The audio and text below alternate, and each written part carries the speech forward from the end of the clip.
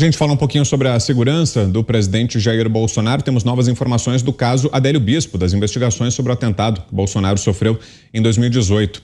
Segundo a Folha de São Paulo, a Polícia Federal pretende interrogar novamente Adélio Bispo de Oliveira, responsável pelo atentado contra o presidente Jair Bolsonaro em Juiz de Fora, em Minas Gerais, durante as eleições de 2018. De acordo com a publicação, o delegado Martim Botaro Purper, encarregado atualmente do inquérito, pediu à Justiça Federal em Mato Grosso do Sul acesso ao laudo de avaliação do estado de saúde mental de Adélio, produzido recentemente por 2 peritos. Purper queria saber detalhes das condições atuais de saúde do criminoso antes de efetuar um novo interrogatório, mas teve seu pedido negado pelo juiz Luiz Augusto Fiorentini, da 5ª Vara Federal Criminal de Campo Grande, alegando que o documento está sob sigilo absoluto. Adélio segue em uma penitenciária federal na capital sul-mato-grossense após ter o retorno ao convívio social negado, baseado no resultado das avaliações psicológicas. Você, Zé? Olha, Roberto, a gente falava sobre a legislação brasileira. Se fosse um caso de tentativa de assassinato, o Adélio hoje já estaria nas ruas. Esta é a grande realidade. Mas nesse caso, lá no início eu dizia que esta não foi uma condenação, esta condição do Adélio, né, de uma pessoa doente, o laudo confirma isso.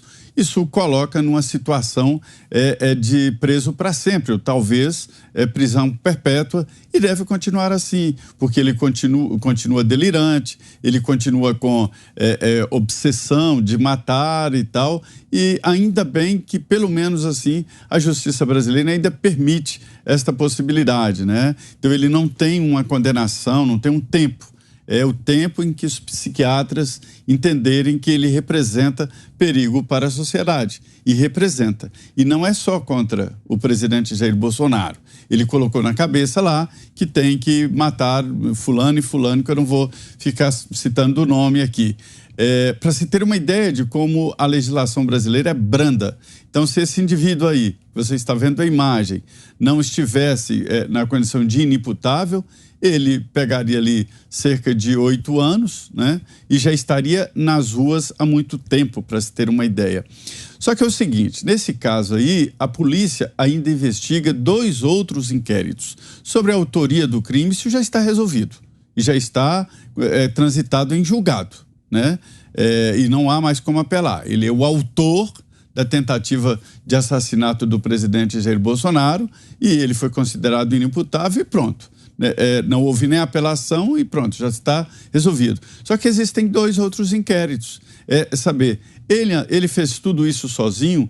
Indicações claras de que não. E mais, quem pagou os advogados dele? E inclusive sigilo de telefones dos advogados e das contas bancárias deles, para saber exatamente quem pagou os caros advogados que chegaram em aviões particulares em Juiz de Fora para defender o Adélio. Isso precisa ser resolvido aí, né? Nem o caso Adélio, mas saber quem financiou um ato desse contra um candidato na época, né, à presidência da República. Então, esta é a realidade.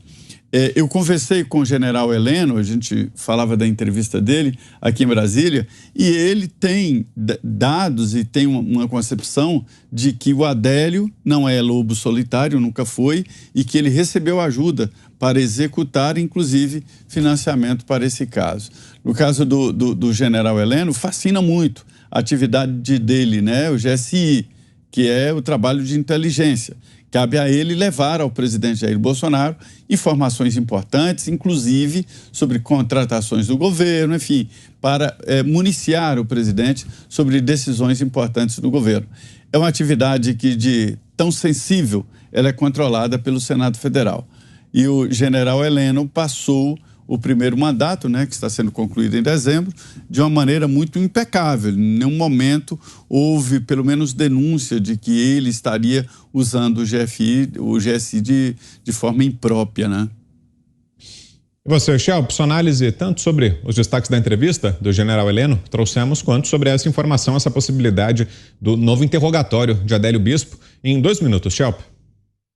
Pois é, o juiz, né, ele negou o acesso ao laudo, argumentando que, além de ser sigiloso, não havia nada sobre o passado, ou seja, não havia nenhuma informação, nada ali no laudo a respeito de Adélio Bispo que tivesse relação com o passado, qualquer coisa que tivesse acontecido e que pudesse ajudar a esclarecer ou servir para essa investigação.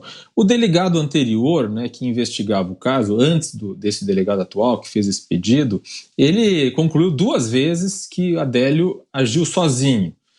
Mas, obviamente, se existem evidências, né, ou qualquer dúvida, se ainda paira qualquer dúvida sobre isso, deve ser investigado. A gente deve lembrar que quando aconteceu a facada, esse atentado contra o presidente Jair Bolsonaro, o então candidato, o presidente Jair Bolsonaro, que foi um atentado contra a democracia, independente de haver motivação política, né, houve muita conspiração, né? Houve conspiração de todos os lados. Houve a conspiração de que a esquerda, ou um partido de esquerda, havia mandado matar o candidato, o que não se comprovou, né?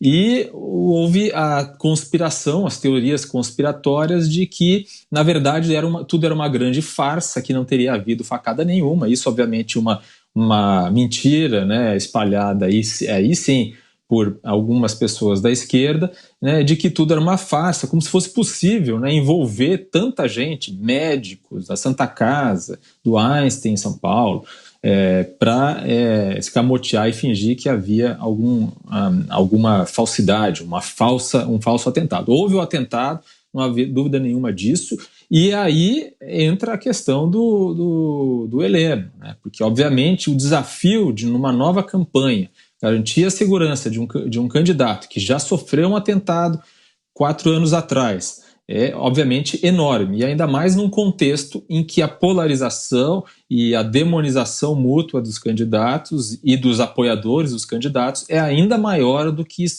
existia em 2018. E aí a gente vê, né, os casos de violência com motivação política, crimes com motivação política, tanto no nível dos cidadãos como no nível dos candidatos. A gente vê agora esse episódio recente, que, como a gente falou, envolvendo o Tarcísio, a candidata aqui em São Paulo, obviamente é também um atentado à democracia pela impossibilidade de um candidato poder circular livremente, levar sua mensagem, suas propostas a qualquer canto do território do Estado.